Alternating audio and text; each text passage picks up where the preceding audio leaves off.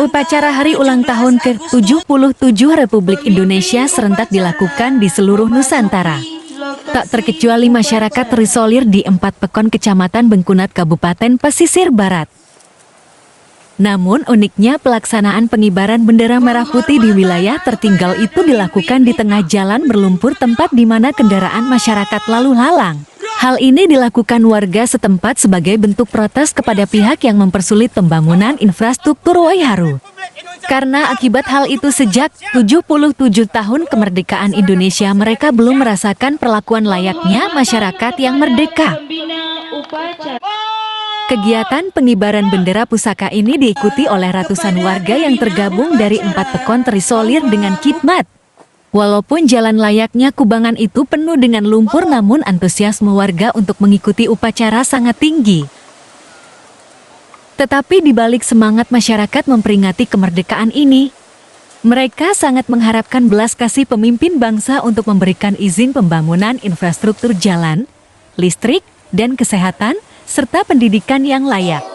Sebagai bentuk perwujudan sila kelima, yaitu keadilan sosial bagi seluruh rakyat Indonesia untuk 8.000 masyarakat Waiharu yang masih dalam keterisoliran. Tasman, tokoh adat setempat, mengatakan bahwa pada tahun-tahun 1934 pemerintah Belanda sebagai penjajah bahkan sangat mudah memberikan enklav kepada marga Belimbing sehingga tercipta sebuah perjanjian. Namun sebaliknya setelah kemerdekaan Indonesia, wilayah yang telah dipimpin bangsa sendiri malah mempersulit hak wajib marga Belimbing untuk merasakan nikmatnya kemerdekaan yang tertuang dalam UUD tahun 1945.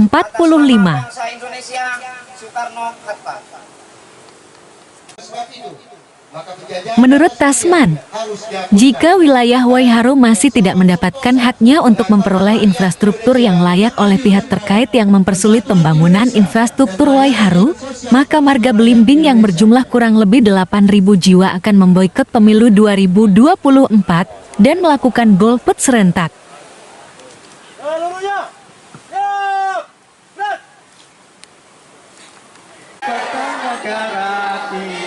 Kita tetap setia kita.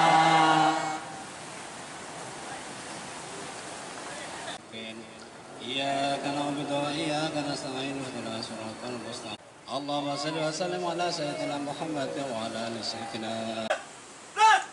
Hiduplah Indonesia Raya. Indonesia Raya. Terima kasih. Pertama, masyarakat di sini sudah lama ingin melaksanakan upacara 17 Agustus. Ada yang mau ke ibu kota kecamatan, ada yang di Pekon, tetapi mereka tidak bisa bergabung di tempat itu karena semua Pekon melaksanakan masing-masing. Oleh karena itu, tempat inilah mereka pilih karena mereka bisa bersatu untuk melaksanakan upacara ini 17 Agustus yang ke-77 agar mereka merasakan hari kemerdekaan tersebut yang sudah 70 tahun kita sudah merdeka, mereka belum melihat merdeka yang sebenarnya bagaimana. Belum merasakan. Oleh karena itu, mereka memilih tempatnya adalah di Karangbolong atau Kelapa Wakaf. Yang memang kalau dilihat secara layak atau tidak layaknya, memang ini tidak layak. Tetapi menurut mereka ini sangat layak. Agar harapan mereka adalah supaya Bapak Gubernur yang mulia Bapak Presiden memberikan uluran tangan agar dapat memberikan izin kepada Taman Nasional Bukit Barisan Selatan, karena ini masyarakat sudah lama menunggu agar jalan ini bisa dipakai dengan baik, agar transportasi baik untuk mengeluarkan ekonomi mereka dari kampung mereka. Mungkin akibat jalan yang jelek ini apa saja yang dirasakan masyarakat, Pak Wakil? Lewat jalan yang jelek ini sangat banyak yang dirasakan oleh masyarakat. Pertama, masyarakat itu sendiri tidak bisa mengejar waktu untuk mencapai apa yang dibutuhkan oleh pemerintahan kecamatan. Kemudian masyarakat kalau sakit, kalau ada kesehatan di sana tapi tidak bisa menuntaskan penyakit-penyakit yang ada. Sehingga penyakit-penyakit yang ada itu mana orang sakit digendong oleh orang ramai melalui jalan ini. Karena kalau naik gerobak tidak mungkin, naik ojek apalagi, sehingga dalam hal ini mereka digendong. Bahkan dalam hal ini masyarakat juga banyak yang meninggal dalam perjalanan. Betul. Sampai sekarang tinggal di Waiharu. Dari neneknya nenek saya udah di Waiharu, Pak. Pandangan Bapak terhadap warga Waiharu ini bagaimana? Tentang kondisi kehidupan masyarakat. Ya, tentang kondisi masyarakat, terutama bidang ekonomi sangat sulit.